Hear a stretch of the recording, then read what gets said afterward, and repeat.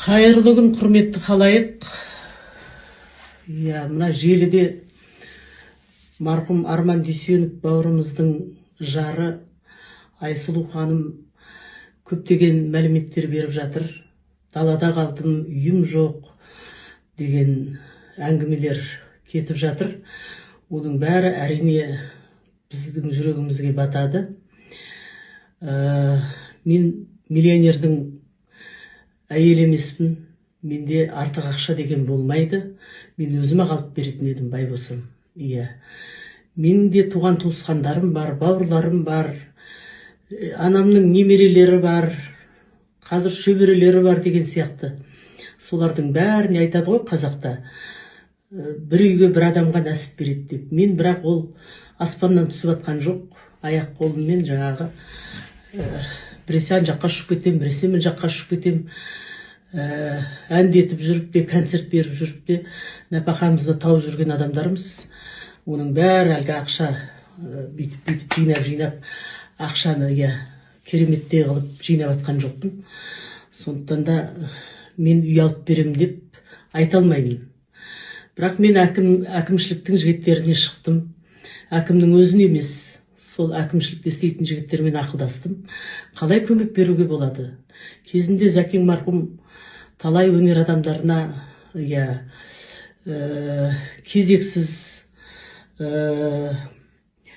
үйлерді берген еді. Мына Шерхан Мұртаза ағамыздың өзі барып, сол уақытта бір күнде таңертеңгі 10-да келіп, 5-те бірақ шықты деді ғой Зәкең.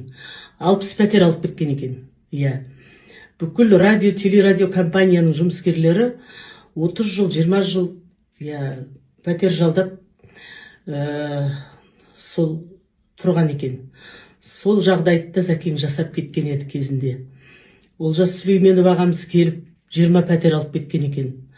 Сол сияқты ол кезде әкімшіліктің балансында үйлер болған екен. Міне, Тасмағамбетов мырзаның кезінде де сондай болған. Баланста үйлер болатын. Осындай қатты қиналған жандарға, еңбегі сіңген адамдар, халықтың адамдарына, көп балалы аналарға үйлер солай берілетін. Қазір ондай заң жоқ екен. Баланста үй жоқ. Сондықтан да біз үйді бере қоймайдау деген әңгіме естідім.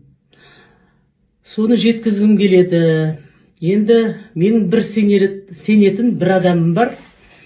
Өздеріңізге белгілі Баян Мақсатқызы. Баянның күйеуі миллиардер шығар. Сондықтан енді бірақ бір жағынан айтады ғой, бір адам байыса, өзі үшін, біреу үшін байымайды ғой. Ол өзінің жан жағында, оның да туған туысқандары бар, жары бар, бала шағасы бар деген сияқты соларға көмектесу үшін жағдайын жақсартады. Әрбір адам. Ол жалғыз Баянның жолдасы емес. Бәріміз де сондаймыз. Сондықтан енді әншілердің бәрі солай. Біресе ан жаққа ұшып кетеді, біресе мін жаққа ұшып кетеді. Сол өздері үшін жинап атқан жоқ. Барлығы сол туған туысқандарына, біз қазақ бауырмашыл халықпыз ғой, бір-бірімізге көмектесіп, қиын кезде о дүниелік болса да бәріміз жүгіріп көмектесіп жатамыз.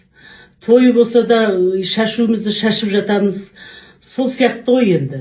Сондықтан да мен ойлаймын енді, Баян Мақсатқызының жолдасы Арман Дүйсенов Баян Мақсатқызын өте қатты сыйлаған азаматтардың бірі.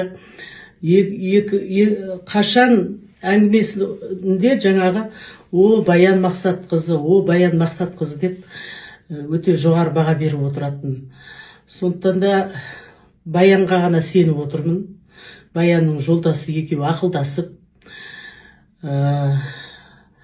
Арман Дүйсеновтей Баянның көптеген проектлерінде атсалысқан негізі Арман Дүйсенов.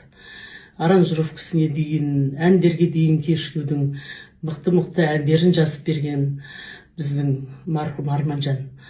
Сосын досым деп айтатын. Сондықтан мен тек Баянға сеніп отырмын. Баянжан, бірдеңе қылып енді бір үй алып беріңіздер. жартылай ақшасын мүмкін біз жинап, мен енді өзім бере алам, бір екі тойға барып ақшасын мен сіздерге берейін, көмек ретінде. Бірақ қалғандары бере ме бермей ме мен айта алмаймын. Сол бір өтініш болып тұр енді. Баянжан, өзіңнің бір жағынан жерлесің, Арман Дүйсенов, Оралдың азаматы, атпал азаматы. Сондықтан да Алла да разы болсын, аруақ та разы болсын. Бір пәтер алып берсеңіздер, сіздердің абыройларыңыз одан сайын асқақтайды деген ойдамын. Баянжан, мен сізге сенемін. Халықтан ақша жинамай-ақ қояйық енді. Ұят болатын шығар.